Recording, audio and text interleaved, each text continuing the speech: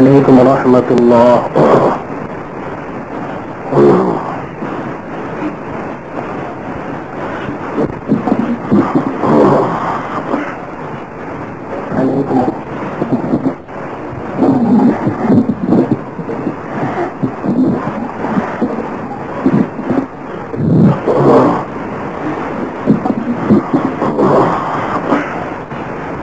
عليكم ورحمة الله.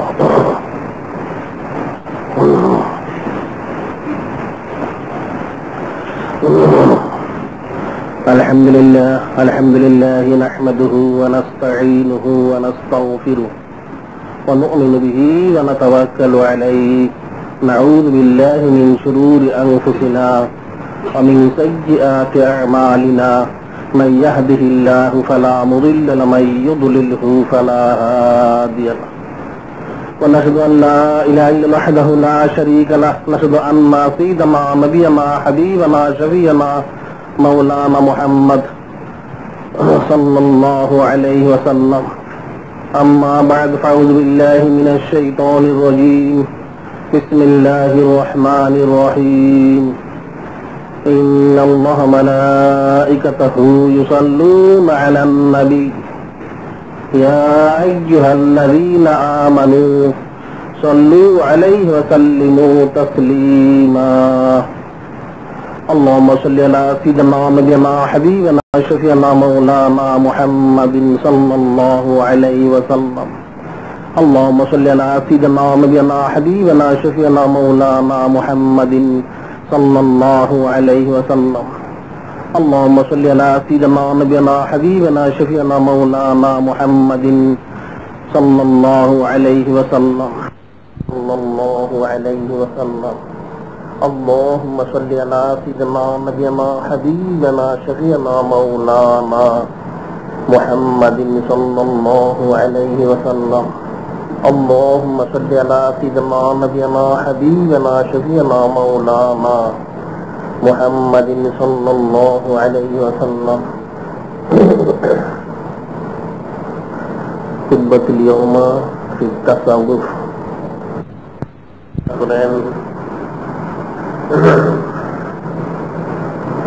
ربنا وبعث فيهم رسولا منهم يتلو عليهم آياتك ويعلمهم الكتاب والحكمة ويزكيهم إنك أنت العزيز الحكيم.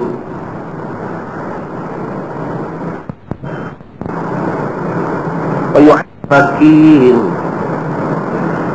কিতাব শিক্ষা দিবেন, হিকমত শিক্ষা দিবেন এবং তাদেরকে ইসলাহ করবেন।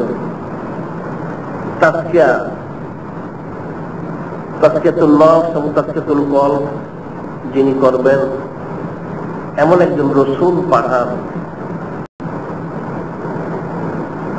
ইন্নাকা আনতাল আজিজুল হাকীম, যে নিশ্চয় আপনি জ্ঞানী এবং পরাক্রমশীল। অর্থাৎ যে বারে আল্লাহি আপনার পক্ষে সমস্ত কিছু সম্ভব, যে আপনি এমন একজন রসুল পাঠান আপনার বান্দাদের মধ্যে যিনি তাদেরকে আপনার আয়াতসমূহ শোনাবেন, কিতাব পাঠ করে শোনাবেন, হিকমত শিক্ষা দিবেন এবং তাদের মূল যে বিষয় ইউজাকিহিম, তাদেরকে তাজকিয়া করবেন, যার মাধ্যম দিয়ে যার উসিলায় তারা তাজকিয়া লাভ করে আপনার সাথে তাল্লুক সম্পর্ক স্থাপন করবে। যে বলা হচ্ছে ইলমুল ইহসান অর্থাৎ ইলমুত তাসাউফ বা ইলমুত তাজকিয়া এমন এক ইলম যেটা ব্যতীত কোনো মানুষের পক্ষে ইনসানে কামিল অর্থাৎ পরিপূর্ণ মানুষ হওয়া কখনোই সম্ভব নয়। পরিপূর্ণ মানুষ হওয়া কখনোই সম্ভব নয়। যে ইলমুত তাসাউফ বা ইলমুত তাজকিয়া অর্জন করবে তার পক্ষেই ইনসানি কামিল বা পরিপূর্ণ মানুষ মুমিনে কামিল হওয়া সম্ভব। এর ব্যাখ্যা হাদিস শরীফে উল্লেখ করা হয়েছে। আন আব্দুল ইবনে আমর রাদিয়াল্লাহু তাআলা আনহু قال قال رسول الله صلى الله عليه وسلم العلم ثلاثة آية محكمة أو سنة قائمة আও ফরিদাতুন আদিলা ওমা কানা যালিক ফাহুয়া ফাদল। হযরত আব্দুল্লাহ বিন আমর রাদিয়াল্লাহু তাআলা আনহু বর্ণনা করেন, আখিরি নবী হাবিবুল্লাহ হুজুর পাক সাল্লাল্লাহু আলাইহি সাল্লাম ইরশাদ করেন, ইলম হচ্ছে তিন প্রকার, তিন ভাগে বিভক্ত। প্রথম হচ্ছে আয়াতুম মুহকামা, অর্থাৎ যা মুহকাম আয়াতের দ্বারা সর্বসিদ্ধ হয়ে যেতে আল্লাহ পাকের তরফ থেকে যা নির্দিষ্ট করা হয়েছে। সুন্নাতুল কায়িমা, যা সুন্নত, অর্থাৎ প্রথমটা হচ্ছে যা ফরজ করে দেওয়া হয়েছে আয়াতুম মুহকামা, যা ফরজ বলে সাব্যস্ত হয়েছে। দ্বিতীয় হচ্ছে যা সুন্নত, অর্থাৎ সুন্নতে মুআক্কাদা বলে যা সাব্যস্ত করা হয়েছে। আও ফরিদাতুন আদিলা, তৃতীয় হচ্ছে অতিরিক্ত ফরজ, ফরজ ওয়াজিব সুন্নত সুন্নতে মুআক্কাদা যা সাব্যস্ত করা হয়েছে, এরপরেও ফরিদাতুন আদিলা অতিরিক্ত ফরজ, অর্থাৎ যেটা হচ্ছে মাযহাব মানা ফরজ, ইলমুত তাসাউফ অর্জন করা ফরজ ইত্যাদি অতিরিক্ত ফরজ এখানে বলা হয়েছে। ওমা কানা যালিক ফাহুয়া ফাদল। এছাড়া অতিরিক্ত যা কিছু রয়েছে সেটা হচ্ছে হুনর, যার মাধ্যম দিয়ে মানুষ তার দুনিয়াবী জিন্দেগিতে বসবাস করার জন্য, জীবন যাপন করার জন্য তার যা চাহিদা রয়েছে, চাকরি বাকরি, ব্যবসা বাণিজ্য ইত্যাদি করে থাকে, সেটা হচ্ছে হুনর। ইলম হচ্ছে তিন প্রকার, অর্থাৎ একটা হচ্ছে ফরজ, একটা সুন্নতে মুআক্কাদা, আর একটা হচ্ছে অতিরিক্ত ফরজ। আর এই অতিরিক্ত যা রয়েছে সেটা অতিরিক্ত, অর্থাৎ সেটা ক্ষেত্র বিশেষে ফরজ হবে, সুন্নত হবে, নফল হবে ইত্যাদি, মুস্তাহাব হবে। ফরিদাতুন আদিলা, অর্থাৎ অতিরিক্ত যে ফরজ রয়েছে তার মধ্যে একটা হচ্ছে ইলমুত তাসাউফ অর্জন করা ফরজ, পীর সাহেব গ্রহণ করা ফরজ, এবং পীর সাহেবের হাতে বায়াত হওয়া ফরজ। যে বলা হয়েছে ইলমুত তাসাউফ এমন ইলম যেটা সূক্ষ্ম।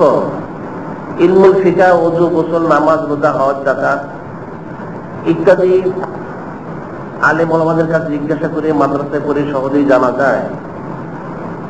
কিন্তু ইলমুত তাসাউফ এমন এক ইলম যেটা সূক্ষ্মাতি সূক্ষ্ম, খুব ফিকির, জিকির, রিয়াজত, মুশাক্কাত ইত্যাদির মাধ্যমে সেটা অর্জন করতে হয়। যে বলা হচ্ছে ইলমুত তাসাউফ এবং তার সংশ্লিষ্ট যা বিষয় রয়েছে প্রত্যেকটাই সূক্ষ্ম। হযরত মাওলানা কারামত আলী জৈনপুরী রহমতুল্লাহ, যিনি জৈনপুর সিলসিলার বাণী মূল, ওনার সানুমৃত উল্লেখ রয়েছে। উনি হযরত আমিরুল মুমিনিন সৈয়দ আহমদ বেরলভী রহমতুল্লাহের বিশিষ্ট খলিফা। হযরত কারামত আলী জৈনপুরী রহমতুল্লাহ ওনার পীর সাহেবের সোহবতে উনি ছিলেন মোট 18 দিন।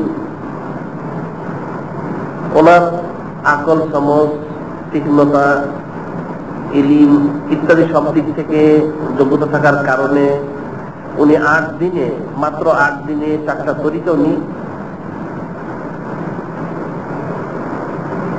এই 4টা তরিকায় তাকমিলে পৌঁছেন মাত্র 8 দিনে। যখন ওনার তরিকা মস্ক শেষ হয়ে গেল, হযরত কারামত আলী জৈনপুরী রহমতুল্লাহ ওনার পীর সাহেব হযরত আমিরুল মুমিনিন সৈয়দ আহমদ বেরলভী রহমতুল্লাহের কাছে বিদায় নেওয়ার জন্য আসলেন। তখন উনি বললেন, হে মাওলানা কারামত আলী জৈনপুরী, তুমি সুলুক শেষ করেছো, ইলমে তাসাউফের যে সুলুক রয়েছে, অর্থাৎ ইলমে তাসাউফের কিছু সবক রয়েছে, এই সবকগুলো আদায় করলে তরিকা মস্ক শেষ হয়ে যায়, সেটা হচ্ছে সুলুক বলা হয়। যে তোমার সুলুক শেষ হয়েছে, কিন্তু এর যে তর্জ তরিকা, আদব কায়দা, নিয়ম কানুন, সেটা তো তোমার শিক্ষা করা হয়নি, তুমি সেটাও শিখে যাও। কিতাবে বর্ণিত রয়েছে সে আদব কায়দা তর্জ তরিকা সেটা শিখতে ওনার 10 দিন সময় ব্যয় হয়েছিল। 10 দিন। উনি ইলমি তাসাউফের 4টা তরিকার সুলুক শেষ করেছিলেন মাত্র 8 দিনে। আর সেই ইলমি তাসাউফের যে আদব কায়দা রয়েছে তর্জ তরিকার নিয়ম কানুন সেটা শিক্ষা করতে ওনার ব্যয় হয়েছিল 10 দিন। 18 দিনে উনি ওনার সে মন্দিরে মসজিদে পৌঁছে পীর সাহেবের থেকে বিদায় নিয়ে উনি চলে আসেন। সেটাই তাসাউফের কিতাবে উল্লেখ করা হয় যে ইলমুল ফিকা ইলমুত তাসাউফ, যে দুটাই ফরজ পরিমাণ শিক্ষা করা, জরুরত অনুযায়ী শিক্ষা করা প্রত্যেকের জন্যই ফরজ। কিন্তু ইলমি তাসাউফের যে সুলুক রয়েছে সেটা তো শেষ করবেই, এর সাথে সাথে তার সংশ্লিষ্ট যে ইলম রয়েছে, তর্জ তরিকার নিয়ম কানুন আদব কায়দা যা রয়েছে, যে প্রসঙ্গে বলা হয়েছে বেয়াদব মাহরুম রাস্তা যুদ্ধের বেয়াদব আল্লাহ পাকের রহমত থেকে মাহরুম থেকে থাকে, বঞ্চিত হয়ে থাকে। সেই তর্জ তরিকা আদব কায়দা শিক্ষা করতে ব্যয় হয়েছিল 10 দিন। এটা ফিকির এবং চিন্তার বিষয়। সেটাই বলা হয়েছে আল ইলমু সালাসাতুন আয়াতুন মুহকামা সুন্নাতুন কায়মা আও ফরিদাতুন আদিলা। ফরজ যা রয়েছে সেটা অবশ্যই পালন করবে, সুন্নতে মুআক্কাদাও পালন করবে, এরপর অতিরিক্ত যে ফরজ দেওয়া হয়েছে সেটাও তাকে আদায় করতে হবে। আর এরপর যা রয়েছে নফল মুস্তাহসান ক্ষেত্র বিশেষ যা ফরজ ওয়াজিব সুন্নত হয়ে থাকে সেটা জরুরত অনুযায়ী সে শিখবে এবং আদায় করবে। কাজে ইলমুত তাসাউফ অর্জন করা ফরজ, বায়াত হওয়া ফরজ এবং শায়েখ ধরাও ফরজ, প্রত্যেকটাই ফরজের অন্তর্ভুক্ত। সেটাই আল্লাহ পাক কালামুল্লাহ সে বলেছেন লিকুল্লিন জাআলনা মিনকুম শিরআতাও ওয়া মিনহাজা। লিকুল্লিন জাআলনা মিনকুম শিরআতাও ওয়া মিনহাজা। আমি তোমাদের প্রত্যেককে শরীয়ত এবং তরিকত অর্থাৎ তাসাউফ দিয়েছি। এই আয়াত শরীফে আল্লাহ পাক প্রত্যেক উম্মতকে প্রত্যেক সম্প্রদায়কে বুঝিয়েছেন যে হযরত আদম আলাইহিস সালাম থেকে শুরু করে বরং তার পূর্ব থেকে শুরু করে আখিরি নবী হাবিবুল্লাহ হুজুর পাক সাল্লাল্লাহু আলাইহি সাল্লাম পর্যন্ত বর্ণনা করা হয়েছে যে প্রত্যেক নবী এবং রাসূলকে প্রত্যেক উম্মতকে আমি শরীয়ত এবং তাসাউফ দিয়েছি। ইলমুত তাসাউফ যেটা রয়েছে তরিকত অর্থাৎ ইলমুল মারিফত, যেটা আল্লাহ পাকের মারিফত মহব্বত, সেটা একইভাবে রয়েছে। আর যেটা শরীয়ত সেটা অবস্থা ভেদে পরিবর্তন হয়েছে। আখিরি নবী হাবিবুল্লাহ হুজুর পাক সাল্লাল্লাহু আলাইহি সাল্লামের জামানায় এসে একটা স্থিতিশীলতা এসেছে, অর্থাৎ একই অবস্থায় কিয়ামত পর্যন্ত চলতেই থাকবে এই শরীয়ত, কোরআন সুন্নাহ ইজমা কিয়াস। কাজে আল্লাহ পাক সেটা বলেছেন প্রত্যেকের জন্য আমি দিয়েছি শরীয়ত এবং তরিকত তথা তাসাউফ। এটার ব্যাখ্যায় হযরত ইমাম মালিক রাহমাতুল্লাহ আলাইহি বলেন মান তাফাক্কাহা ওয়া লাম ইয়াতাসাওয়াফা ফাকাদ তাফাক্কাহ ওয়া মান তাসাওয়াফা ওয়া লাম ইয়াতাফাক্কাহ ফাকাদ তাজাম্মাল ওয়া মান জামাআ বাইনাহুমা ফাকাদ তাহাক্কা। ইমাম মালিক রাহমাতুল্লাহ আলাইহি বলেন যে দেখো, মান তাফাক্কাহা ওয়া লাম ইয়াতাসাওয়াফ, যে ফিকহ শিখলো তাসাউফ শিখলো না, ফাকাদ তাফাক্কাহ, সে হচ্ছে ফাসিক, সে একটা গুনাহগার, সে একজন গুনাহগার। এরপর বলেন মান তাসাওয়াফা ওয়া লাম ইয়াতাফাক্কাহ ফাকাদ তাযাল্লা, আর যে ব্যক্তি বলে যে আমি তাসাউফ করি মারিফত করে থাকি শরীয়তকে গুরুত্ব দেয় না, সে একটা জিন্দিক কাফের, সে জিন্দিক কাফের।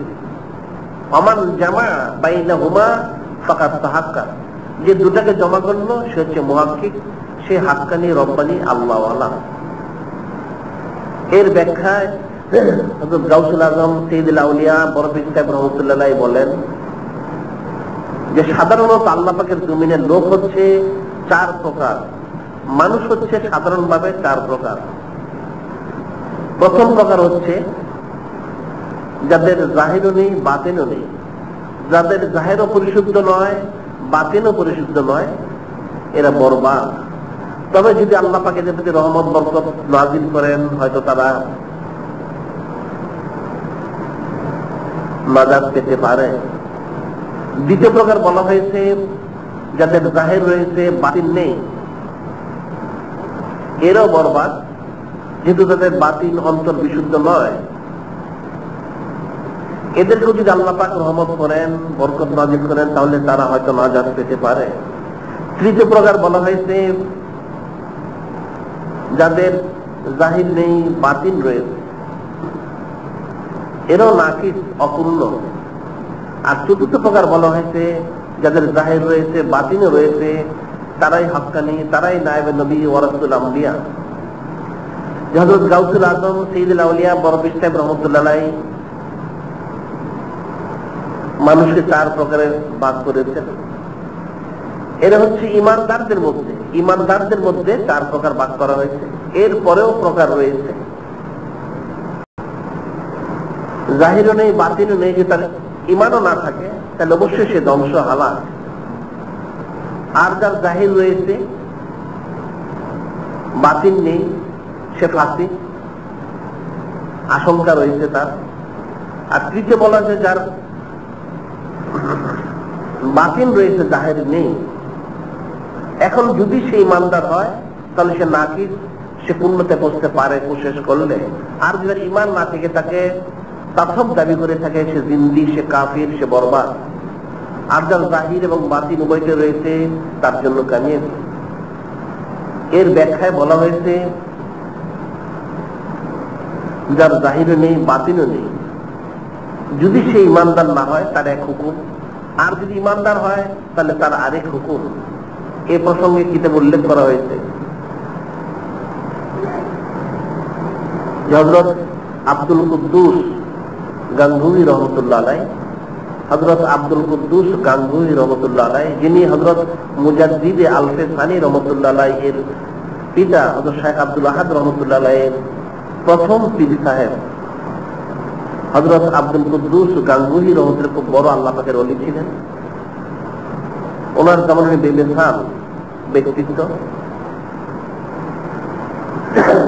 সে হযরত আব্দুল কুদ্দুস গাঙ্গুহি রহমতুল্লাহ সম্পর্কে একটা ঘটনা বর্ণিত রয়েছে। উনি একবার এক এলাকায় সফর করতেছিলেন, এক পাহাড়ি এলাকায় সফর করতে করতে গভীর জঙ্গলে প্রবেশ করলেন, যেখানে অনেক বড় বড় পাহাড় পর্বত রয়েছে, গাছপালা রয়েছে, জনমানবহীন। অনেক ভিতরে প্রবেশ করে হঠাৎ উনি দেখতে পেলেন একটা পাহাড়ের গুহার নিকটে কিছু লোক জমা হয়ে রয়েছে। একটা পাহাড়ের গুহার নিকটে কিছু লোক জমা হয়ে রয়েছে। তাদেরকে দেখে হযরত আব্দুল কুদ্দুস গাঙ্গুহি রহমতুল্লাহ আলাইহি একটু আশ্চর্য হলেন, এত গভীর জঙ্গলে পাহাড়ের গুহার নিকটে এত মানুষ এখানে জমা রয়েছে কেন? সেটা ওনার জানার ইচ্ছে হলো। উনি সেখানে গেলেন, যে লোকজনদেরকে জিজ্ঞাসা করলেন, কি ব্যাপার, তোমরা এখানে জমা হয়েছ, এখানে কি কোনো কিছু রয়েছে? তারা সকলেই বলল, এই গুহার ভিতরে একজন যোগী, একজন সাধক বসবাস করে। সে বছরে একদিন গুহা থেকে বের হয়, বের হয়ে মানুষকে তার তত্ত্ব তরিকা মোতাবেক ফু দিয়ে থাকে, পানি দিয়ে থাকে, ইত্যাদি যা দরকার সেটা দিয়ে থাকে। এতে মানুষের কিছু উপকার হয়, যার জন্য লোকজন বৎসরে সেই দিন এখানে জমা হয়। তাদের যা যা দরকার রয়েছে সেটা তারা তার থেকে চেয়ে নিয়ে যায়।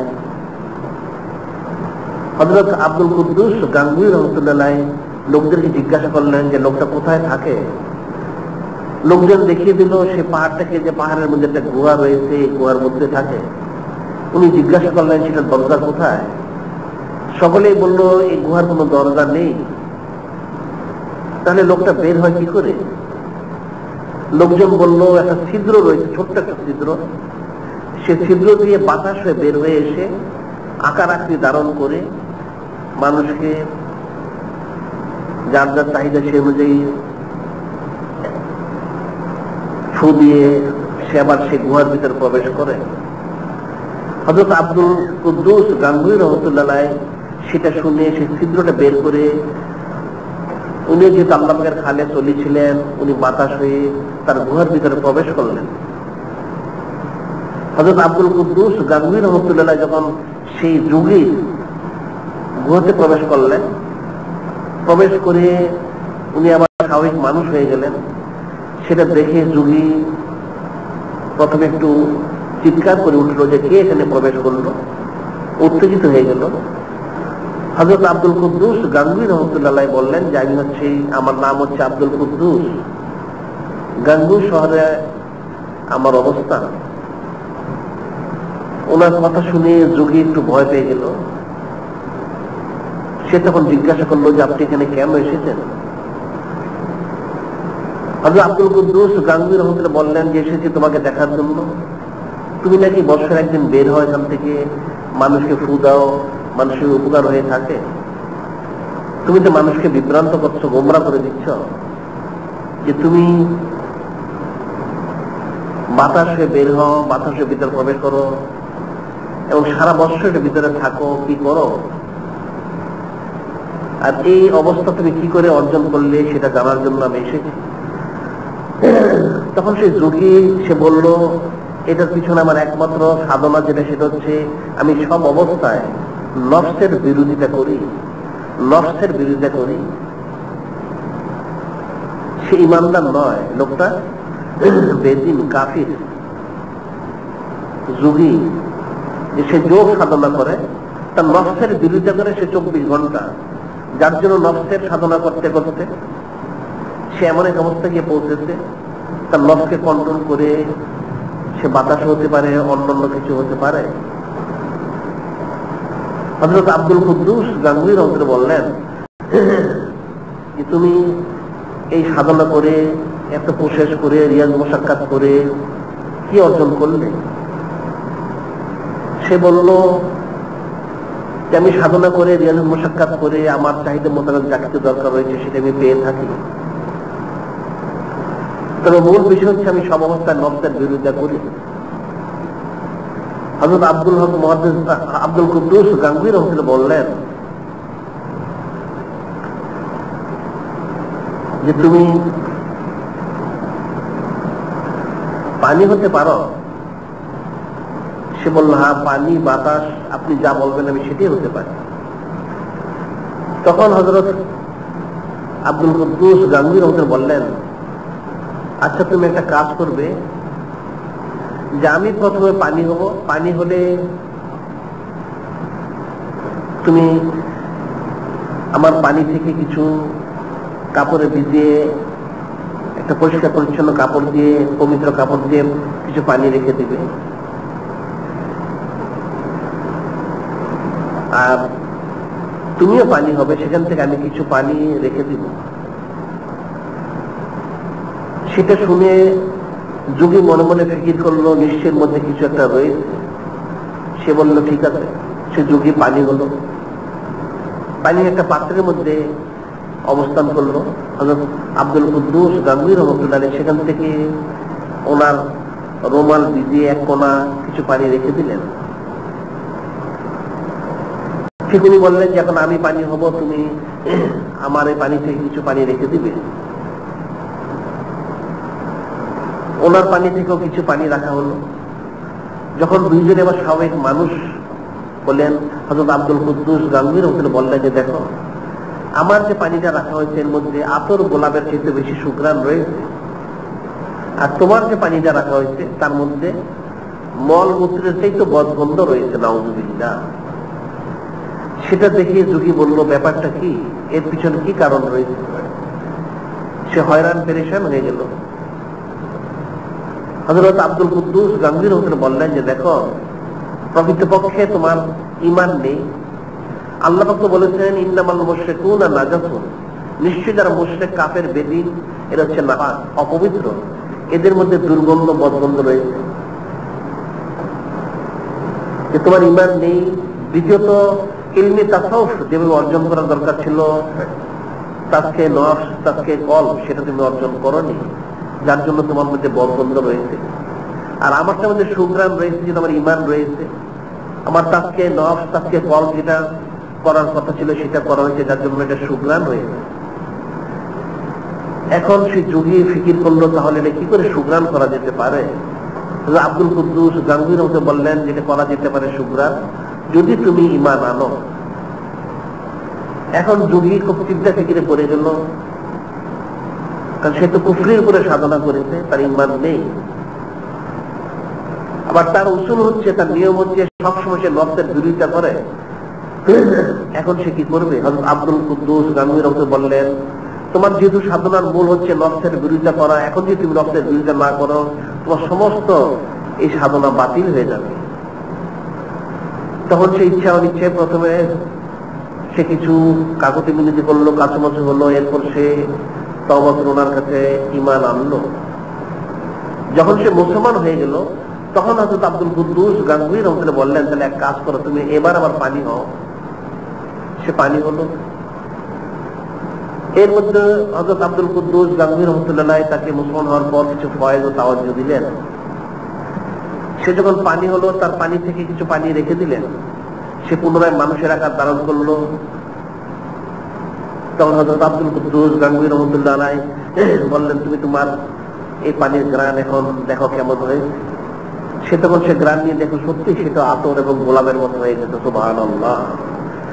তার সেই পানিটারও গ্রান আতর এবং গোলাপের মতো হয়ে গেছে।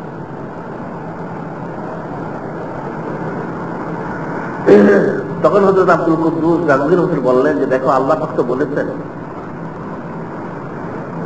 রিয়াজত মুশাক্কাত করে শরীয়ত মোতাবেক ইলমে তথ্য অর্জন করতে হবে ইমানের সহিত, তখন সেটার মধ্যে বরকত থাকবে, রহমত থাকবে, সাকিনা থাকবে। তোমার যদি ইমান ছিল না, সেহেতু তুমি কামিল হাসিল করতে পারোনি। যদিও তুমি রিয়াজত মুশাক্কাতের কারণে কিছু ইস্তেদরাজ বলা হয়, যারা বেদিন বদ্দিন তাদের অলৌকিকতা, যেটা তারা অস্বাভাবিক যে কাজ করে থাকে সেটাকে ইস্তেদরাজ বলা হয়, বেলকিবাজি বলা হয়, ধোঁকাবাজি বলা হয়, সেটা তুমি হাসিল করেছিলে।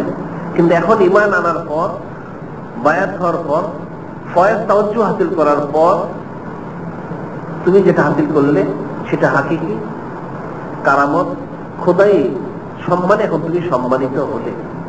সেটাই বলা হয়েছে লিকুল্লি জাআলনা মিনকুম শিরআতাও ওয়া মিনহাজা।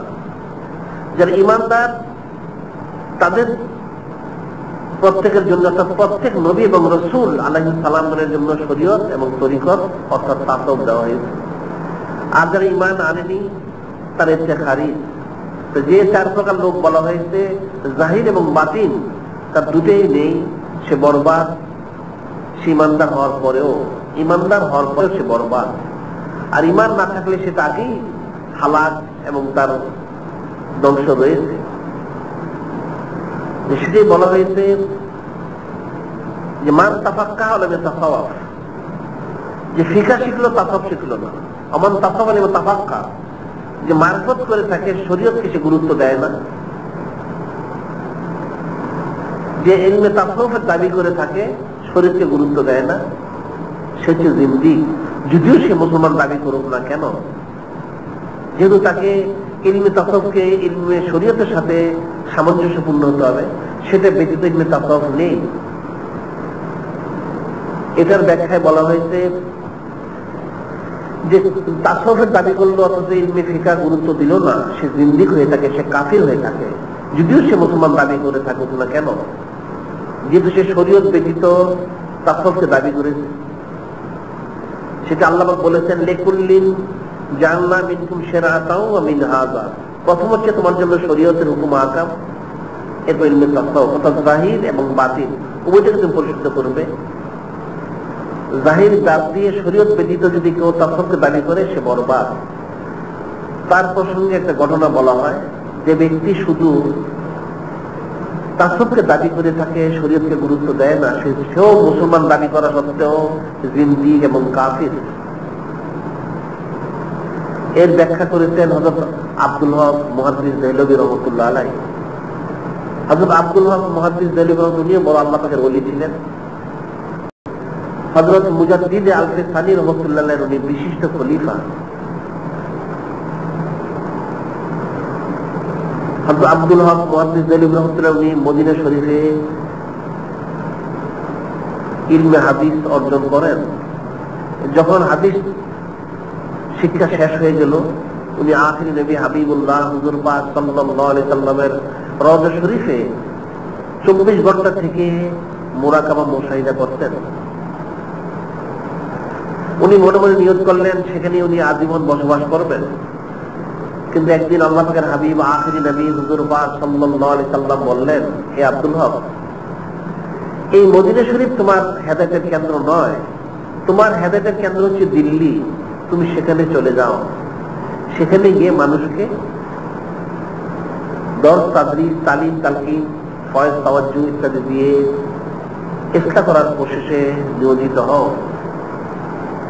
হযরত আব্দুল হক মুহাদ্দিস দেহলভী বললেন, হে আখিরি নবী হাবিবুল্লাহ, ইয়া রাসূলুল্লাহ, হাবিব আল্লাহ সাল্লাল্লাহু আলাইহি সাল্লাম, আমি মদিনা শরীফ থেকে হিন্দুস্তানে চলে গেলে আমার নির্ঘাত মৃত্যু হয়ে যাবে। যে কেন? আপনার জুদাই আমার পক্ষে বরদাস্ত করা সম্ভব হবে না। এখানে আপনার সোহবতে আমি 24 ঘন্টা থাকি, এখান থেকে যদি আমি চলে যাই আমার মৃত্যু ছাড়া কোনো উপায় থাকবে না। তখন আল্লাহ পাকের হাবিব আখিরি নবী হুজুর পাক সাল্লাল্লাহু আলাইহি ওয়াসাল্লাম বললেন, চিন্তা তোমার কোনো কারণ নেই, তুমি আমাকে প্রতিদিন রাত্রিতে একবার সাক্ষাৎ পাবে, অর্থাৎ আমার সোহবত তুমি প্রতিদিন রাত্রে একবার হাসিল করতে পারবে। হযরত আব্দুল হক মুহাদ্দিস দেহলভী রাহমাতুল্লাহ আলাইহি আরো বেশি চেয়েছিলেন, একাধিকবার সোহবতের আরজু করেছিলেন। আল্লাহ পাকের হাবিব হুজুর পাক সাল্লাল্লাহু আলাইহি ওয়াসাল্লাম বললেন যে প্রতিদিন রাত্রিতে তুমি একবার পাবে, এটাই যথেষ্ট হবে। সেটা শুনে হযরত আব্দুল হক মুহাদ্দিস দেহলভী রাহমাতুল্লাহ আলাইহি উনি হিন্দুস্তান চলে আসলেন দিল্লিতে। আসার সময় আল্লাহ পাকের হাবিব হুজুর পাক সাল্লাল্লাহু আলাইহি ওয়াসাল্লাম বলেছিলেন যে তুমি হিন্দুস্তানে যদি যাও তাহলে সেখানকার যারা আউলিয়া কেরাম রয়েছেন তাদের প্রতি খেয়াল রেখো। এই কথাটা বলার পিছনে উদ্দেশ্য ছিল হযরত মুজাদ্দিদ আল-ফিসানি রাহমাতুল্লাহ আলাইহি, যে ওনার যেন উনি সোহবত ইখতিয়ার করেন। এটা শুনে হযরত আব্দুল হক মুহাদ্দিস দেহলভী রাহমাতুল্লাহ আলাইহি উনি যে কোনো কাজে হিন্দুস্তানের যে কোনো স্থানে গেলেই সংবাদ দিতেন সে এলাকায় কোনো পীর বুজুর্গ মাশায়েখ কেউ আছেন কিনা। যদি কেউ থাকতেন তিনি তার সোহবত ইখতিয়ার করতেন। একবার গেলেন দাক্ষিণাতে গেলেন, সেখানে যাওয়ার পর সেখানকার বড় আলিম হযরত মাওলানা আব্দুল আজিজ সাহেব ছিলেন, যিনি শাফি মাযহাবের। ওনার সাক্ষাতে গেলেন, যে জিজ্ঞাসা করলেন যে আচ্ছা ভাই, এখানে কোনো পীর বুজুর্গ রয়েছেন কি, আউলিয়া কেরামের মধ্যে কেউ আছেন? হযরত মাওলানা আব্দুল আজিজ সাহেব উনি বললেন, এক ব্যক্তি এখানে রয়েছেন, সে সুফি ধর্মের দাবি করে থাকে, কিন্তু তার আমল আখলাক আমার পছন্দ হয় না, যার জন্য আমি তাকে পছন্দ করি না, তার কাছে আমি যাই না। আপনি একবার যেয়ে দেখতে পারেন। হযরত আব্দুল হক মুহাদ্দিস দেহলভী রাহমাতুল্লাহ বললেন, সেটা শুনে আমি পরের দিন সকালবেলা তার খানকা শরীফে গেলাম। সেখানে যে যা দেখতে পেলাম তাতে বুঝতে পারলাম সেই মাওলানা সাহেব, কাজী সাহেব যে কথা বলেছেন সেটাই সত্যি। অর্থাৎ সে শরীয়তকে গুরুত্ব দেয় না, তার এখানে পর্দা নেই, পুরুষ মহিলা একাকার। এবং আলোচনার কিছু হলো কোরআন হাদিস নিয়ে। এক প্রসঙ্গে সে পান করার জন্য শরাব নিয়ে আসলো, যে এক পেয়ালিতে তার জন্য শরাব এনেছে এবং এক পেয়ালিতে আব্দুল হক মুহাদ্দিস দেহলভী রাহমাতুল্লাহকে দেওয়া হয়েছে পান করার জন্য। হযরত আব্দুল হক মুহাদ্দিস দেহলভী রাহমাতুল্লাহ বললেন যে আমি তাকে বুঝালাম যে দেখো, তুমি তরিকা মস্ক করে থাকো, জিকির ফিকির করতে ভালো কথা, কিন্তু শরাব পান করা তো হারাম, পর্দা করা ফরজ। বেগানা মেয়েদের সাথে দেখা সাক্ষাৎ করা প্রতি দৃষ্টিতে একটা করে কবিরা গুনাহ। তুমি কি করে সুফি দাবি করো, কি করে তুমি হক দাবি করতে পারবে?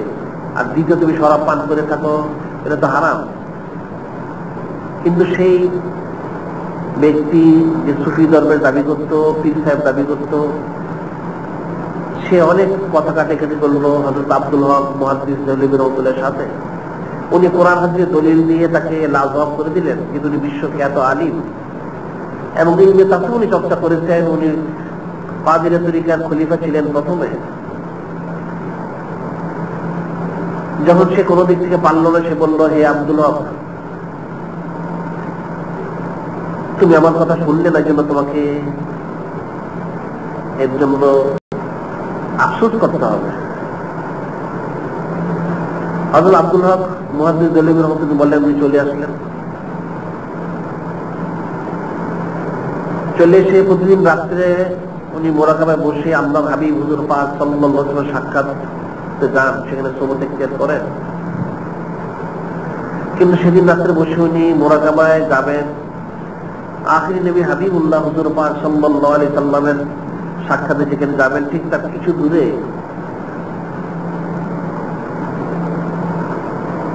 সেই ফকির রাস্তার মধ্যে দাঁড়িয়ে রয়েছে লাঠি দিয়ে। হযরত আব্দুল হক মুহাদ্দিস দেহলভী বললেন, আমি যখন সেখান দিয়ে যাবো, সেই ফকির আমাকে আটকালো, আজকে বললো, হে আব্দুল হক, তুমি এই রাস্তা দিয়ে যেতে পারবে না, তবে যেতে পারবে একটা শর্ত রয়েছে। সে এক প্যালি শরাব নিয়ে দাঁড়িয়ে রয়েছে, এই শরাব পান করলে তুমি যেতে পারবে, অন্যথায় যেতে পারবে না।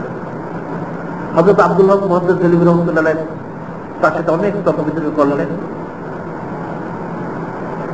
শেষ পর্যন্ত রাত্রবেলা শেষ হয়ে আসলো, ওনার আর সাক্ষাৎ হলো না।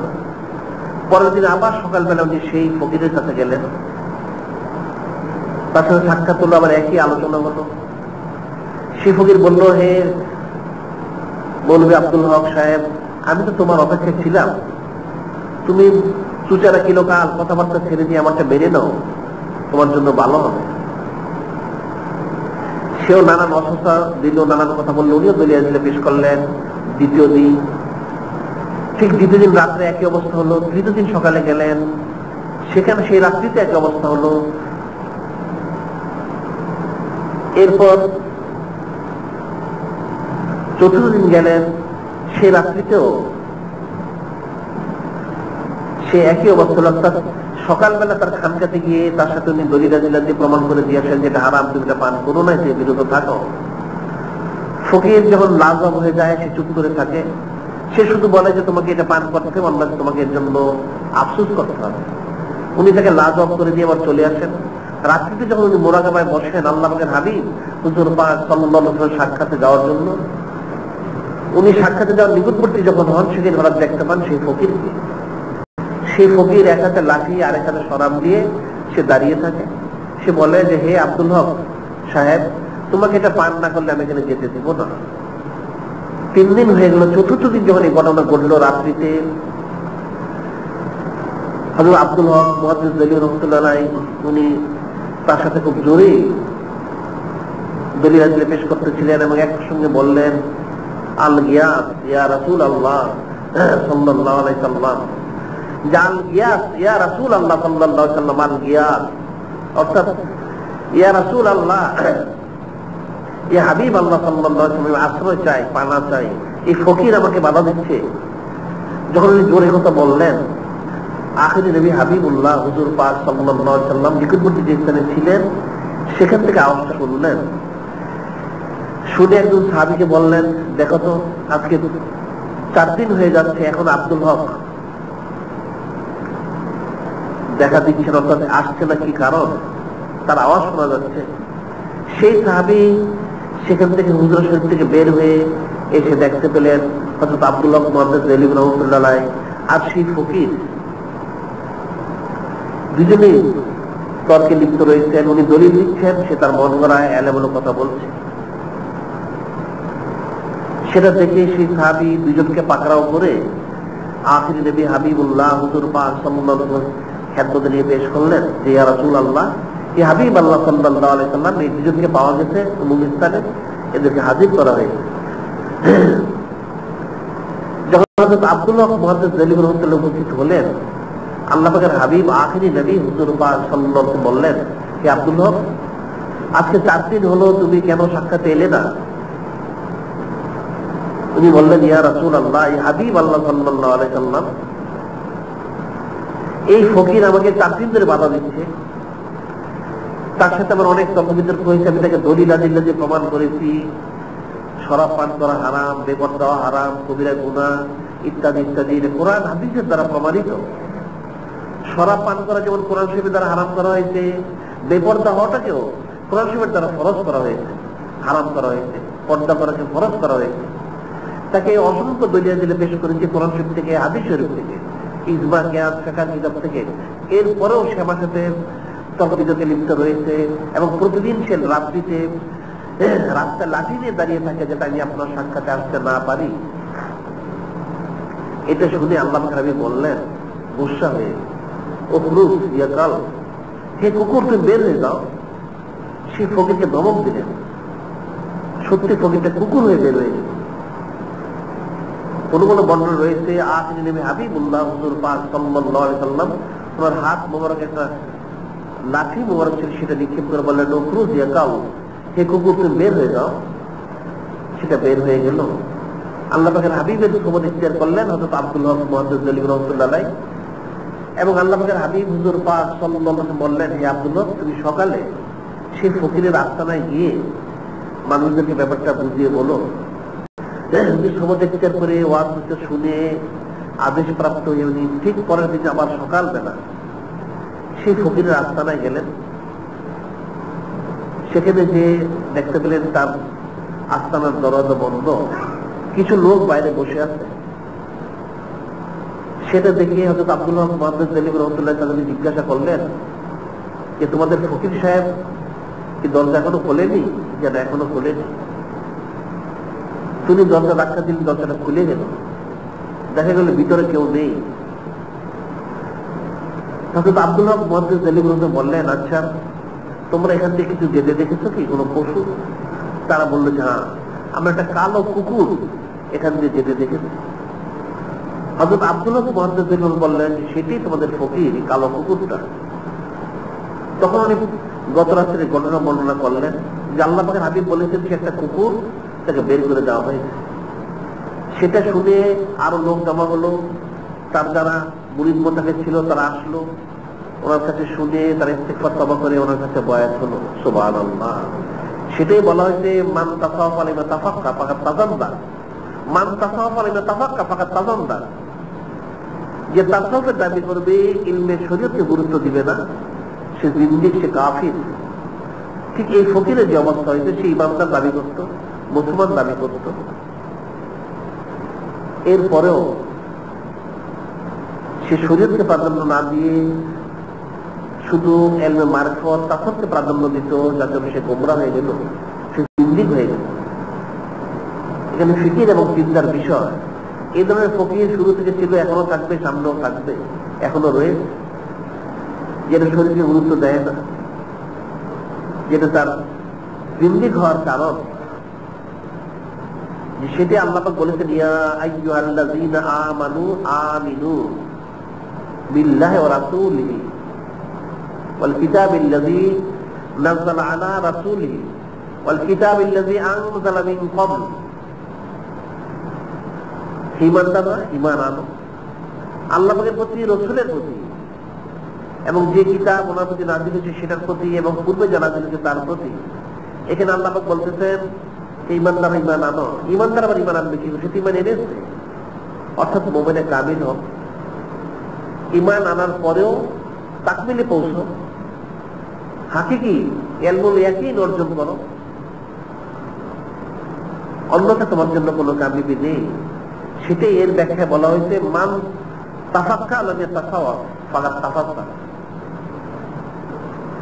যে ফিকহ শিখলো, শরীয়ত শিখলো, কিন্তু তাসাউফকে গুরুত্ব দিল না, যে তাসাউফ যে তরিকত আল্লাহ পাক দিয়েছেন, সে ফাসিক, সে গুনাহগার। সে গুনাহগার যে ইলমে ফিকহকে গুরুত্ব দেয়, ওযু, গোসল, নামাজ বা যাহিরিকে গুরুত্ব দেয়, বাতিনিকে গুরুত্ব দেয় না, সে ফাসিক।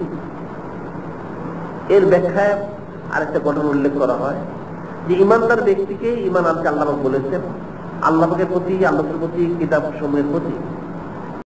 এখন ইমানদার ব্যক্তি ঈমান এনেছে, সে আবার ঈমান আনবে কি করে? অর্থাৎ মুমিনে কামেল হওয়ার জন্য। ইলমুল ইয়াকিন, আইনুল ইয়াকিন, হকুল ইয়াকিন, হকুল ইয়াকিন পর্যন্ত পৌঁছার জন্য আল্লাহ পাক নির্দেশ করেছে। সেটাই বলা হয়েছে, কিতাব উল্লেখ করা হয়েছে হযরত সুলতানুল হিন্দ খাজা গরীব হাবিবুল্লাহ রাহমাতুল্লাহ আলাইহি, যিনি আল্লাহ পাকের হাবিব, বেমিসাল ব্যক্তিত্ব। ওনার সিলসিলার ওনার প্রধান খলিফা হচ্ছেন হযরত কুতুবউদ্দিন বখতিয়ার কাকি রাহমাতুল্লাহ আলাইহি, যার প্রসঙ্গে বলা হয়েছে যিনি প্রতিদিন এক দৃষ্টিতে 70 জন 40 জন লোককে এক দৃষ্টিতে আফজালের দরজায় পৌঁছে দিতেন। সুবহানাল্লাহ। সেই হযরত বরকতুদ্দিন বক্তের কাকি রহমতুল্লাহের প্রধান খলিফা হযরত বাবা ফরিদউদ্দিন মাসউদ গঞ্জে শুকুর রহমতুল্লাহ, যিনি শাইখুল ইসলাম, শাইখুল আলম, যার লকব, বেমিসাল ব্যক্তিত্ব, ওনার ফজিলত বুজুর্গি রয়েছে। উনি একটা ঘটনা বর্ণনা করেছেন যে মান তাফাক্কা আলিমা তাফাক্কা, যে ফিকা শিখলো কিন্তু তাসাফকে গুরুত্ব দিল না, সে একটা ফাসিক, একটা গুনাহগার। তাদের সামনে আল্লাহ বলেছেন ইয়া আইয়ুহাল্লাযীনা আমানু আমিনু, হে ঈমানদাররা ঈমান আনো। তুমি ইলমে ফিকা শিক্ষা করেছো, তুমি তাকমিলে পৌঁছতে পারোনি, তুমি ইলমে তাসাফ চর্চা করো, তাহলে তুমি তাকমিলে পৌঁছতে পারবে। সেটাই লিকুল্লিন জাআলনা মিনকুম শারআতাও ওয়া মিনহাজা, শরীয়ত দেওয়া হয়েছে, তাসাফও দেওয়া হয়েছে। শুধু শরীয়ত দিয়ে থাকবে তাহলে পূর্ণতে পৌঁছতে পারবে না। হযরত শাইখুল আলম, শাইখুল ইসলাম বাবা ফরিদউদ্দিন মাসউদ গঞ্জে শুকুর রহমতুল্লাহ উনি বর্ণনা করেন। মূলত ওনাকে বর্ণনা করেছেন ওনার প্রধান খলিফা মাহু এলাহি হযরত নিজামউদ্দিন আউলিয়া রহমতুল্লাহ আলাইহি। হযরত নিজামউদ্দিন আউলিয়া রহমতুল্লাহ উনি বর্ণনা করেছেন ঘটনাটা ওনার পীর সাহেব থেকে জেনে। উনিও সেটা দেখেছেন। উনি বর্ণনা করেন হযরত বাবা ফরিদউদ্দিন মাসউদ গঞ্জে শুকুর রহমতুল্লাহ আলাইহি, ওনার অনেক মুরিদ মোতালেব ছিল, আলেম ওলামা সুফি দরবেশ অনেক ছিল। ওনার আমল আখলাক সিরত দেখে সারা বিশ্বে নানান স্থান থেকে অনেক লোক এসে বয়াতে। তো ওনার বাড়ির নিকটে এক ব্যক্তি ছিল মোল্লা সাহেব নামে মশহুর, মোল্লা সাহেব। ফরিদউদ্দিন মাসউদ গঞ্জে শুকুর রহমতুল্লাহ জিজ্ঞাসা করলেন, আচ্ছা মোল্লা সাহেব, আপনি তো অনেক পড়াশোনা করেন। হ্যাঁ, অনেক পড়াশোনা করেছেন। ইসলামের ভিত্তি কয়টা? উনি বললেন, কেন? হাদিস শরীফ রয়েছে। ইসলামের ভিত্তি হচ্ছে 5টা। বুনিয়াদ ইসলাম আল আকাম, ইসলামের ভিত্তি 5টা বিষয় রয়েছে।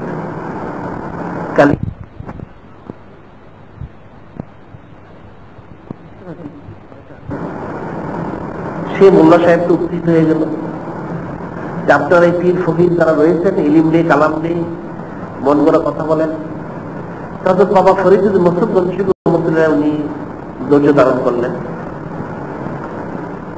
উনি আবার বললেন যে আপনি কিতাবে দেখেছি। সে খুব উত্তেজিত হয়ে গেল যে ষষ্ঠ ইসলামের আমার ব্যানা কোথায় রয়েছে? কোরআন হাদিস ইজমা কিয়াসে ফিকহ ফতোয়া কোথাও নেই। এই বিষয়টা নিয়ে যখন হযরত বাবা ফরিদউদ্দিন মাসউদ গঞ্জে শুকুর রহমতুল্লাহ বললেন, সে লোক উত্তেজিত হয়ে চলে গেল। এই জন্য আমি পীর ফকির যারা রয়েছে এদেরকে পছন্দ করি না, তাদের ইলিম নেই, আমল নেই, যেটা জানে না সেটা নিয়ে তারা বাড়াবাড়ি করে থাকে। হযরত বাবা ফরিদউদ্দিন মাসউদ গঞ্জে শুকুর রহমতুল্লাহ আর কিছু বললেন না। আরো কয়েকদিন সে আসলো, একইভাবে উনি জিজ্ঞাসা করলেন, সে একই জবাব দিল। শেষবার সে যখন এই কথা বলল যে এদের ইলিম নেই, কালাম নেই, তখন সে কোন সময় একটা আয়াত তেলাওয়াত করলো যে আল্লাহ পাক বলেছেন, ফালা তাকুত বা'দা যিকরা মাল কওমিজ যালিমিন। যে আল্লাহ পাক বলেছেন যারা জালিম তাদেরকে নসিহত করার পরে যদি তারা শোনেন না শোনে, তাদের কাছে বসো না। এটা বলে সেই মোল্লা সাহেব উঠে চলে গেল। বেশ কিছুদিন অতিবাহিত হলো। হঠাৎ সেই মোল্লা সাহেব হজে যাবে, আসলো সাক্ষাৎ করার জন্য, যে আপনার সাথে দেখা করতে আসলাম, আপনি এখন তো হজে চলে যাব, কতদিন থাকি না থাকি। সেই জামানায় হজে যেতে হলে পায়ে হেঁটে বা সাউদিতে বাহন চলে যেতে হতো, অনেক সময় লাগতো। হযরত বাবা ফরিদউদ্দিন মাসউদ গঞ্জে শুকুর রহমতুল্লাহ সেই দুজনে কথা বলল। উনি পুনরায় তাকে সেই কথাটা জিজ্ঞাসা করলেন, আচ্ছা মোল্লা সাহেব আপনি তো চলে যাচ্ছেন, এখন এই মাসালাটা কাকে জিজ্ঞাসা করি, আপনাকে আবার জিজ্ঞাসা করা দরকার, একটা তাহকিক করা দরকার রয়েছে। ইসলামের ভিত্তি কয়টা? সে তো আমার একই কথা বললো, কেন? আমি তো বলেছি আগে দলিল আদিল্লা দিয়ে 5টা ইসলামের ভিত্তি, কালিমা, নামাজ, রোজা, হজ, যাকাত। তুমি বললেন আমি তো পড়েছিলাম এক কিতাবে 6টা। সে আবার উত্তীর্ণ হয়ে গেল, বললো এই জন্য আপনাদের পীর ফকির যারা রয়েছেন তাদের কাছে আমি আসি না, তারা যা জানে না সেটা নিয়ে বাড়াবাড়ি করে, তাদের ইলিম নেই, ইত্যাদি ইত্যাদি। হযরত বাবা ফরিদ মসুদ গণশুক রহমতুল্লাহ একটু মুসকি মুসকি হাসতেছিলেন তার কথা শুনে। সেই উত্তেজিত হয়ে এই সমস্ত কথা বলে সে চলে গেল। সে আয়াত শরীফ তেলাওয়াত করে, ফালা তাকুত বা'দা যিকরা মা'আল কাওমিজ যালিমিন, চলে গেল, নিয়ে কিছু বললেন না। সে হজ করলো 7 বার, 7 বছর সেখানে অবস্থান করলো।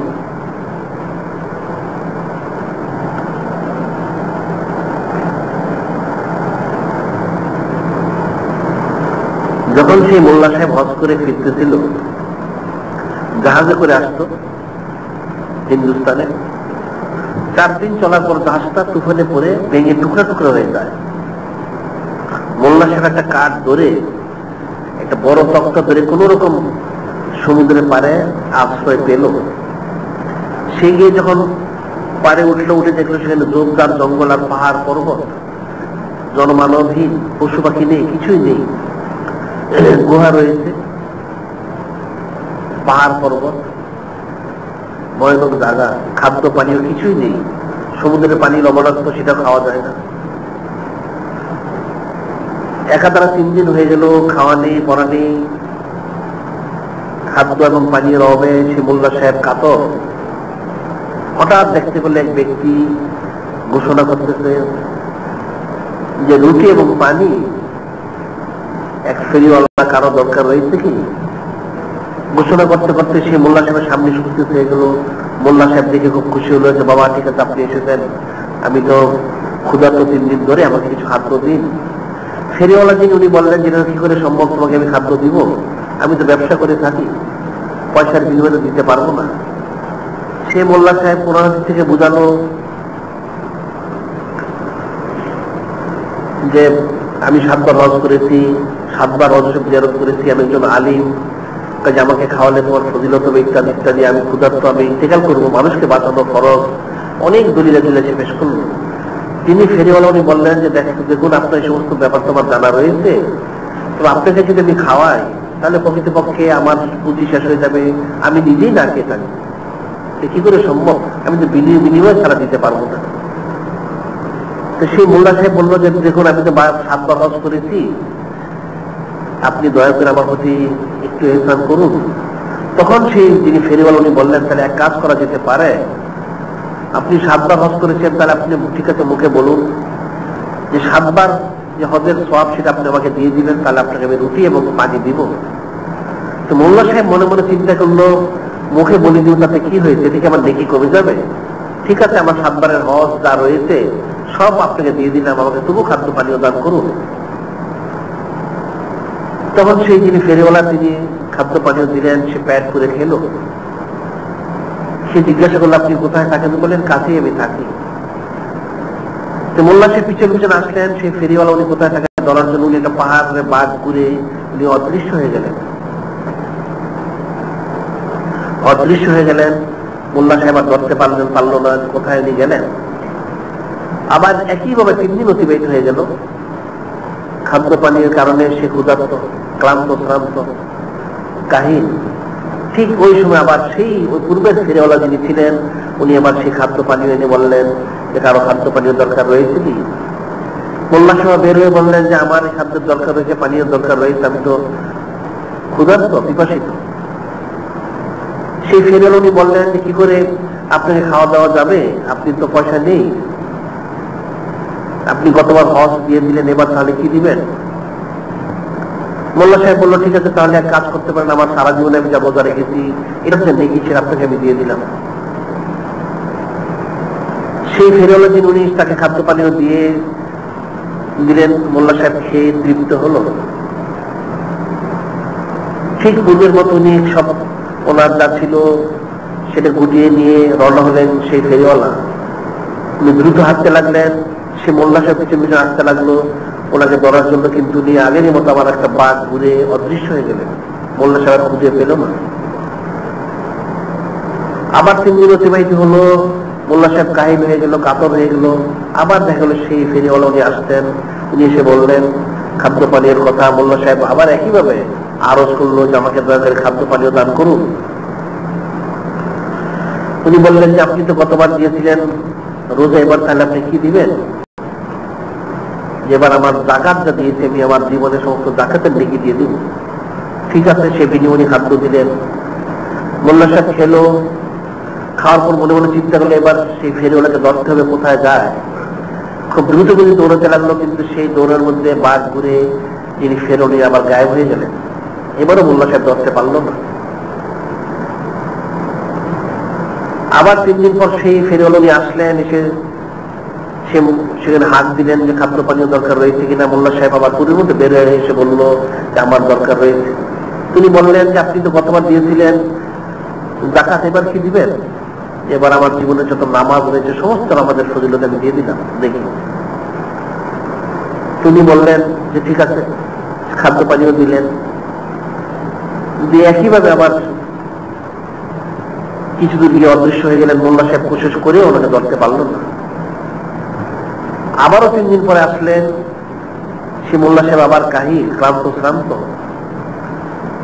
এবার যখন খাদ্য পানীয় নিয়ে আসলেন, মোল্লা সাহেব খাওয়ার জন্য বেকুল হয়ে গেল, খুব ক্ষুধার্ত। উনি বললেন আপনি তাহলে কি দিবেন? আপনার তো সব দেওয়া হয়ে গেছে, হজ দিয়েছেন, রোজা দিয়েছেন, জাকাত দিয়েছেন, নামাজ দিয়েছেন, এখন কি দিবেন? তাহলে এক কাজ করুন, এখন আপনি যা দিয়েছেন কাগজে লিখে দিন আমাকে, তাতেই আমি আপনাকে খাদ্য পানীয় দিব। কাগজ কলম কোথায় পাওয়া যাবে? যিনি ফেরিওয়ালা উনি নিয়ে এসেছেন, নিটাতে লিখে দিন যে আমি অমুক মোল্লা সাহেব এর বিনিময়ে সব খাদ্য এবং রুটির বিনিময়ে সব দিয়ে, অর্থাৎ রুটি পানীয়ের বিনিময়ে সব দিয়ে দিলাম। সেটা সেই মোল্লা সাহেব লিখে দিল যে আমার জিন্দিগির সমস্ত নামাজ, রোজা, হজ, জাকাত যত এমন বন্দিগি ছিল সমস্ত এমন বন্দিগি লিখে আমি দিয়ে দিলাম রুটির বিনিময়ে। সেই ফেরত যিনি ছিলেন উনি খাদ্য পানি খাওয়ালেন, খাওয়াই উনি সে কাগজটা ভালো করে হাতে নিয়ে গটিপাটি জাতির সব নিয়ে উনি রওনা দিলেন। মোল্লা সাহেব পিছনে পিছনে আসতে লাগলেন, উনি দৌড় দিলেন। কিছুদূর যেয়ে দেখা গেল সেই যিনি ফেরল উনি একটু পিছলে পড়ে গেলেন। মোল্লা সাহেব মনে করলেন এবার ধরে ফেলবেন, কিন্তু উনি ওনার গটিপাটি নিয়ে যখন রওনা হলেন, মোল্লা সাহেব সেই একই স্থানে গিয়ে পিছলে পড়ে উনি আর উঠতে পারলেন না। ফেরিওয়ালা যিনি ছিল উনি গায়েব হয়ে গেলেন। মোল্লা সাহেব এবারের মতো ধরতে পারলেন না। উনি খুব চিন্তিত হলেন যে কি করা যেতে পারে। উনি গিয়ে সেই পাহাড়ের কিনারে সমুদ্রের পাড়ে বসে রইলেন যে কোনো জাহাজ আসে কিনা। অনেকক্ষণ পর দেখতে লাগলেন, মনে হচ্ছে দূর থেকে একটা জাহাজ আসতেছে, দূর থেকে একটা জাহাজ দেখা যাচ্ছে। সেটা দেখে মোল্লা সাহেব তার কাপড় চোপড় ছিল সেটা নাড়াচাড়া করতে লাগলেন। জাহাজটা মানুষ দেখে বিড়ালো, মোল্লা সাহেবকে তুলে নিল। মোল্লা সাহেব পরিচয় দিল, জাহাজবাসী যারা ছিল তারা তাজিম তাকরিম করে মোল্লা সাহেবকে যথাস্থানে পৌঁছে দিল। 7 বছর অতিবাহিত হয়ে গেল। মোল্লা সাহেব বাড়িতে ফিরেছে, লোকজনের দেখা সাক্ষাৎ করলো, বড় আলেম ওলামারা সাক্ষাৎ করলো।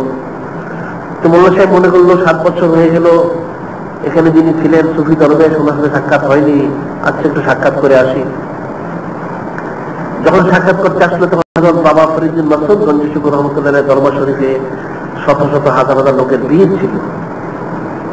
ভিড়ের মধ্যে সে সাক্ষাৎ করলো হযরত বাবা ফরিদ বিন মাসউদ গঞ্জি শুকুর রহমতুল্লাহ মোল্লা সাহেবকে দেখে নিজে থেকে দাঁড়িয়ে তাকে সম্মান করে ডেকে এনে পাশে বসালেন। কিতাবে লিখে তার বসা দেখে মনে হলো সেই জন্য বাবা ফরিদ বিন মাসউদ গঞ্জি শুকুর রহমতুল্লাহ সমমর্যাদা বা তার চেয়ে বোধহয় বেশি।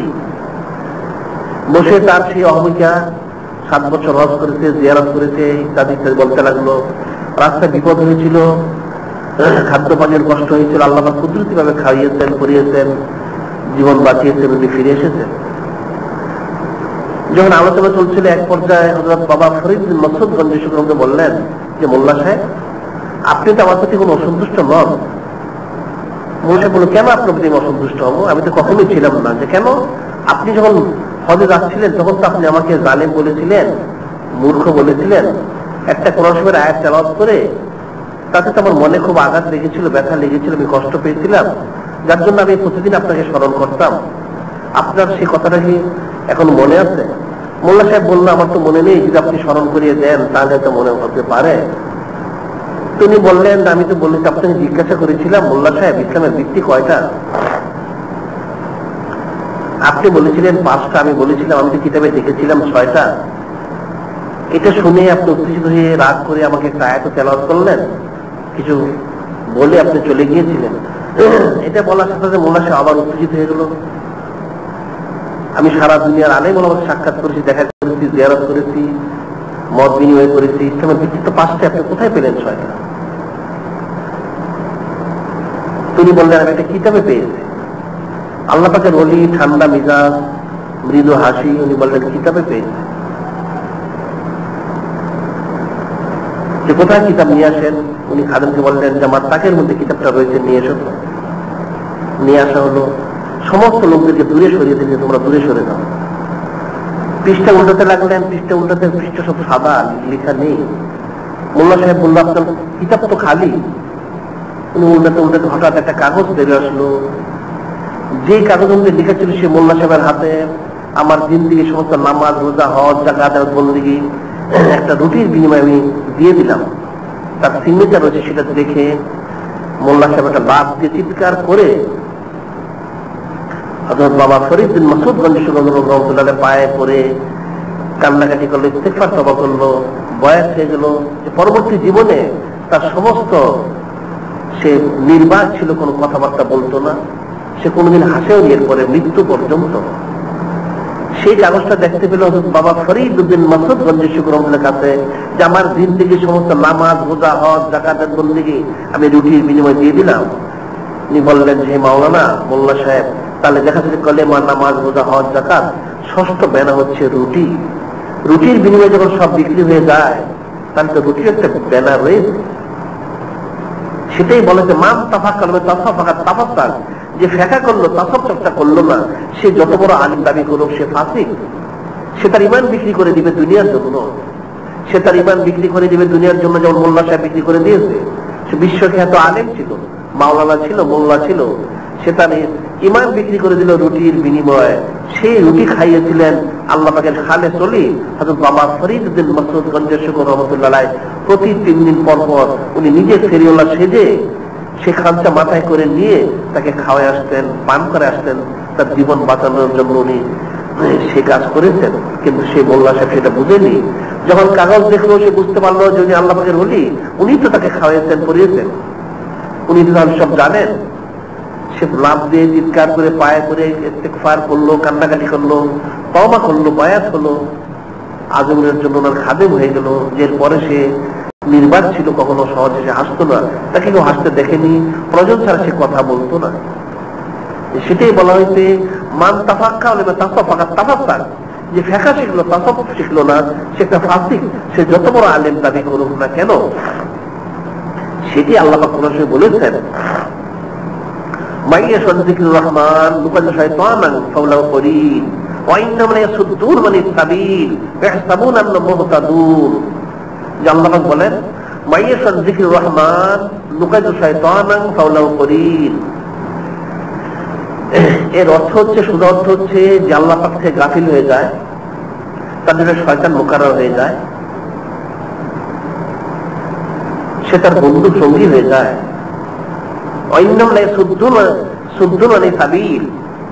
এই শয়তান তাদেরকে আল্লাহ পাকের মতপথ থেকে ফিরিয়ে রাখে, কিন্তু তারা মনে করে যে তারা হেদায়েত প্রাপ্ত। এর ব্যাখ্যায় তাফসীরে অনেক কথা বলা হয়েছে।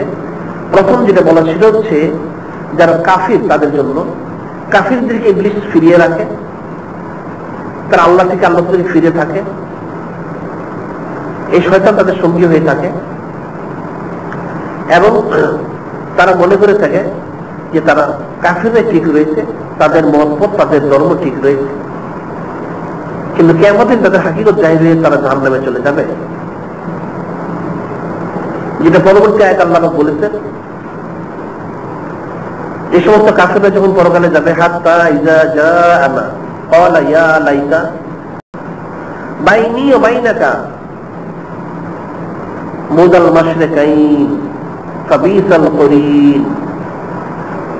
এর কাফের যারা, তারা পরকালে গিয়ে দেখবে তাদের জন্য জাহান্নাম রয়েছে। তারা দেখে তারা বলবে হায় আফসোস যে আমরা এর পিছনে অর্থ থেকে সঙ্গী করেছিলাম, আজকে শয়তানের সাথে আমাদের যে এত দূরত্ব হতো, পূর্ব ও পশ্চিমের যত দূরত্ব রয়েছে, তাহলে আমাদের জন্য ভালো হতো।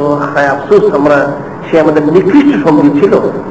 কাফেরদের সামনে বলা যে তারা ইসলাম থেকে ফিরে থাকে, আল্লাহ থেকে আল্লাহ থেকে ফিরে থাকে, তারা পরকালে জাহান্নামে চলে যাবে, শয়তান তাদের সঙ্গী। আর যারা ইমানদার তাদের সামনে বলা হয়েছে যারা ইমানদার হওয়ার পরেও আল্লাহ পাকে থেকে গাফিল হবে, জিকির থেকে, ইলমে তাসাউফ থেকে যারা গাফিল হবে, তাদের জন্য শয়তান মুকাররর হয়ে যায়। এই শয়তান তাদেরকে অসৎ দিয়ে গুমরা করতে থাকে। সে মনে করে সে হেদায়েত প্রাপ্ত, প্রকৃতপক্ষে সে গুমরাহের মধ্যে থেকে থাকে, সে হারাম কাজে মশগুল থাকে 24 ঘন্টা। সে মনে করে সে হেদায়েত প্রাপ্ত, সে মনে করে সে হেদায়েত প্রাপ্ত। যেমন সে মোল্লা সাহেব ইলমে তাসাউফ চর্চা করেনি, সে মনে করে সে তো হকের উপর রয়েছে। সেই বেসরা ফকির, সে তো তাসাউফের নাম দিয়ে শরীয়তের খেলাফ করতো, সে মনে করতো সে হকের উপর রয়েছে। ঠিক সেই যোগী হযরত আব্দুল কুদ্দুস গাজনী রহমাতুল্লাহর সাথে যে সাক্ষাৎ করেছে, সেও বিদ্রোহী হওয়ার পরেও সে তাকে হক মনে করত। ঠিক বর্তমান জামানে এমন রয়েছে, যেমন কাফেররা রয়েছে, ওলামায়ে সু রয়েছে আমাদের দেশে, বেপরদা হয়ে থাকে, ছবি তুলে থাকে, হারাম কাজ করে থাকে, এরপরেও তারা নিজেদেরকে হক মনে করে থাকে।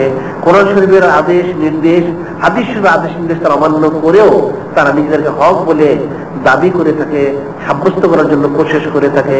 এরাও প্রকৃতপক্ষে সেই ক্ষেত্র বিশেষে কেউ যোগীর মতো, কেউ সেই ফকিরের মতো, কেউ সেই মোল্লা সাহেবের মতো।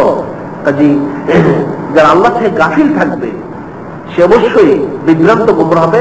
তার জন্য শয়তান মুকাররর, যেটা আল্লাহ পাকের কথা, এটা কোনো কারো বানানো কথা নয়। সূরা যুখরুফের মধ্যে আল্লাহ বলেছেন, মাইয়াতুন যিকরুর রহমান নুকাইয়িদ লাহু শাইতানান ফাহুয়া লাহু করিন।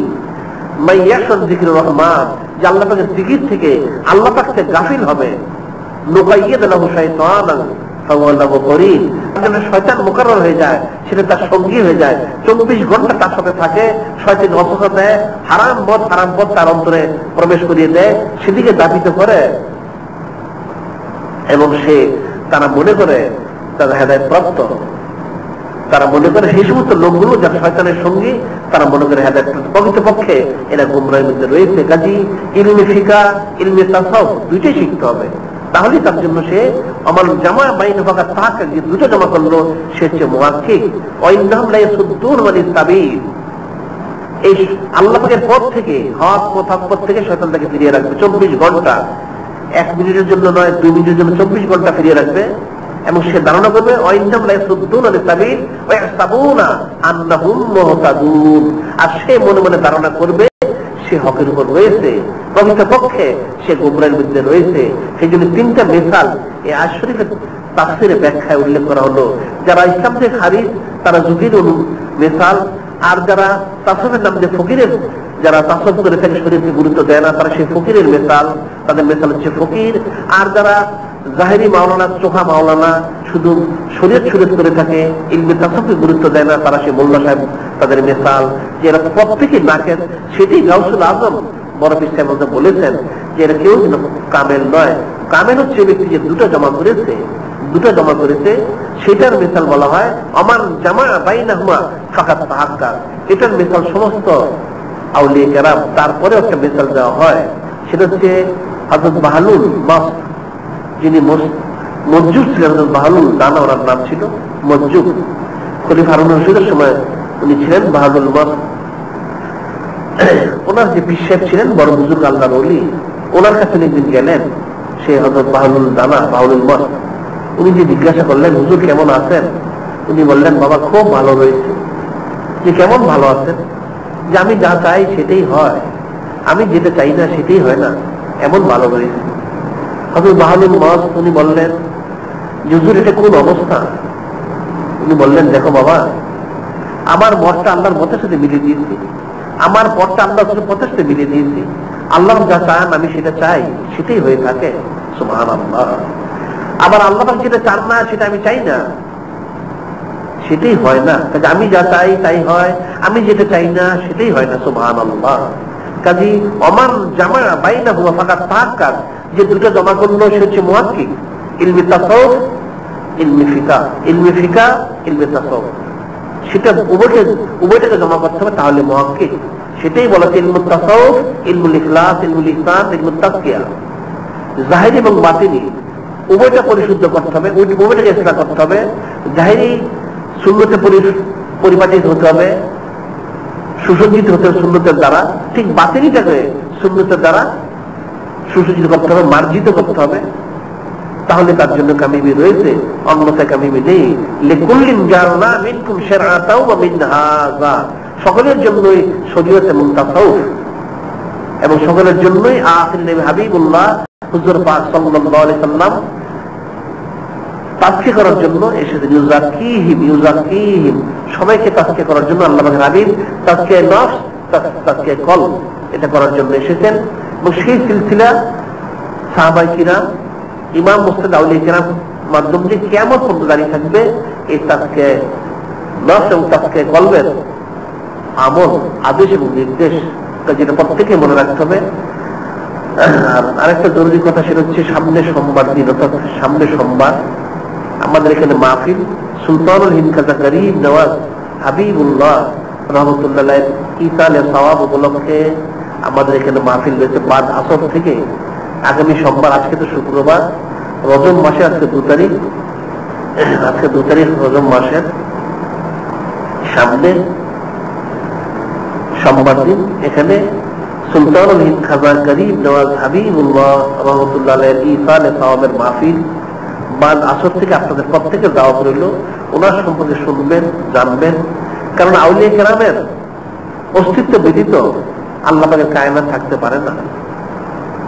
আউলিয়া কেরামের অস্তিত্ব যতদিন থাকবে আল্লাহ পাকের কায়নাত থাকবে। বিহিম ইয়ামতুরুন ইয়ানসুরুন ইয়ারযুকুন হাত্তা ইয়াতি আমরুল্লাহ। হাদিসে ইরশাদ করা হয়েছে আউলিয়া কেরামের উসিলায় মানুষ রিজিক পাবে, বৃষ্টি পাবে, সাহায্য পাবে, গায়বী মদত পাবে, আল্লাহ রাসূলকে পাবে, আল্লাহ পাককে পাবে কিয়ামত পর্যন্ত। কাজী সেই শ্রেণীর একজন আল্লাহ পাকের মাহবুব এবং হাবিব ওলি সুলতানুল হিন্দ খাজা করিম নওয়াজ হাবিবুল্লাহ রহমতুল্লাহ আলাইহি, ওনার ইসালে সওয়াব উপলক্ষে মাহফিল, আপনাদের দাওয়াত প্রত্যেকেই। এখন যারা পরে এসেছেন 4 রাকাত কবলাল জুমা আদায় করে নিন। ওয়া আখিরু দাওয়ানা আলহামদুলিল্লাহি রাব্বিল আলামিন। আসসালামু আলাইকুম ওয়া রাহমাতুল্লাহ।